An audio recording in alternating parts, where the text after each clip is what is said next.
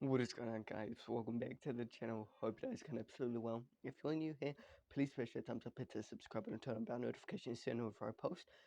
Today, I'm just gonna be doing like a little bit of read over type of video. I've always been wanting to do this, but I'm not too sure if it was going to be successful or not. And I guess today is the chance to see for a 10 to 20 minute video to see how true it is and to see if the world's strongest book, 10 rounds, 10 lessons, one Eddie Hall. I've read a couple pages, but I haven't um read a lot of it lately. So I'm gonna read through the pages, and you guys are gonna read along. That's if you guys can see it. And if you can, well, make sure you smash that thumbs up, hit the subscribe button, turn on bell notifications, turn on for our post. So this is a book that I got because I really was inspired by it. And if you don't know who Eddie Hall is, do some Googling, do some researching, do what you got to do.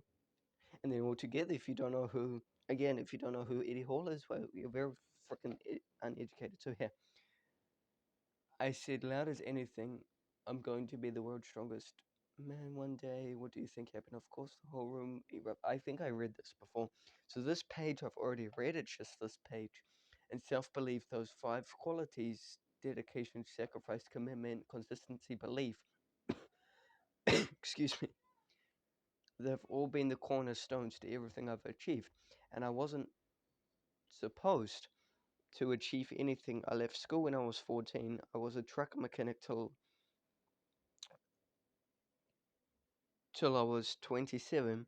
Absolutely nothing wrong with leaving school at 14 or being a truck mechanic. School wasn't for me, and I learned a lot of life skills fixing up trucks. All that being said, I always had a vision for something more for myself and for my family. I knew in my heart that I could achieve anything, achieve the things that I dreamed of. However, any bookie in Stoke would have laughed me out of the shop if I put a bet what I would break the world record for a deadlift or win world's strongest man.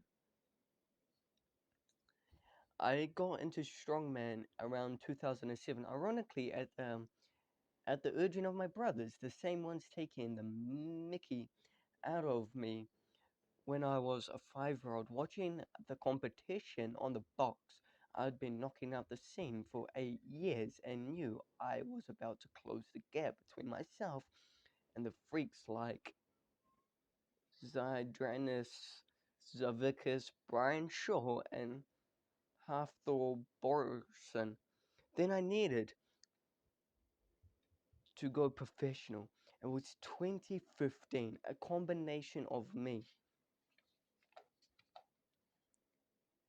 backing myself and circumstance allowed me to finally do it.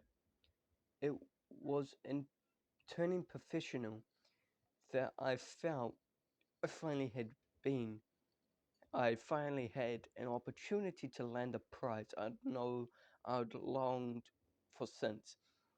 I was a kid, world's strongest man. One thing I figured out very fast was that being a professional was not actually about being paid, although of course it's always nice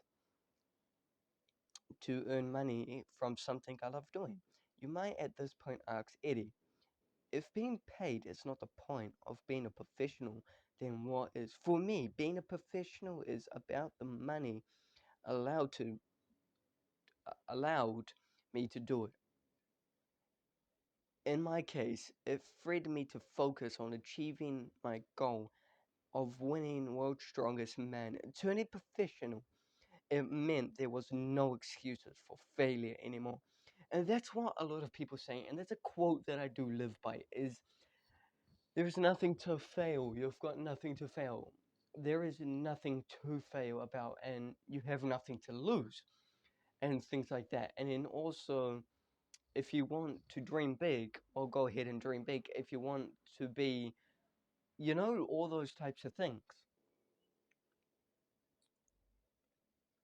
No excuses for failure anymore. Whatever I did or didn't do, it rested entirely and solely on my shoulders. At the beginning of 2015, I was exhausted. And just a little bit disclaimer, 5 minutes, I did do a video about this and saying that I was going to do a book, do something like this, but then I don't want to post it. I just wanted to do a different video straight away. Let's continue. Where were we? At the beginning of 2015, I was exhausted. I was working nearly 100 hours plus a week in a day job as a mechanic. I was doing something like 20 to 25 hours a week running a door security company, making sure that the great and good of Stoke-on-Trent behaved themselves when they were having a night of the tiles, as well as that. I was putting in about 25 hours a week in the gym. I was eating everything inside every minute of the day, which was partly why I had to work all the hours that God gave me in order to cover my food bill. Not forgetting there was my family. I was trying to be a good husband to my wife Alex and a loving father to my children Lila and Max. And I'm trying to back up my 5-year-old Eddie's Baldwin, world's strongest man.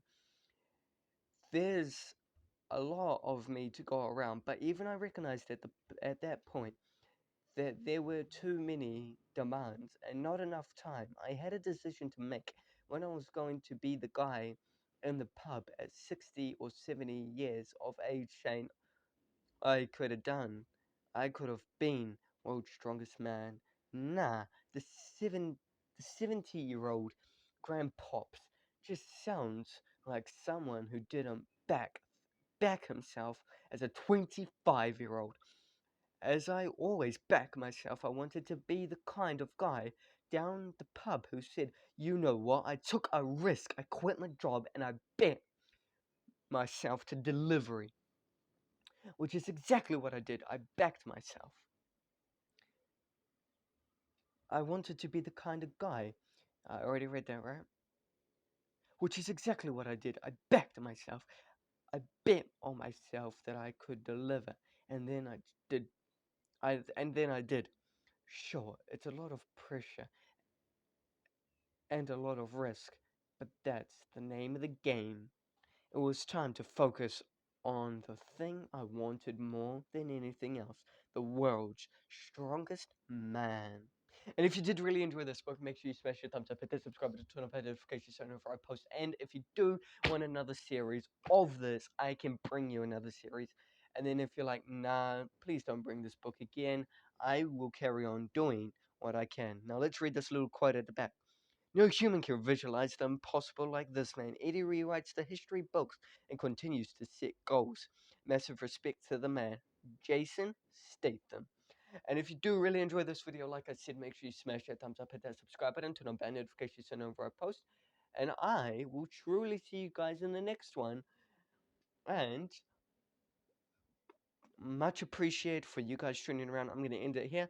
Make sure you like, comment, and subscribe. Peace!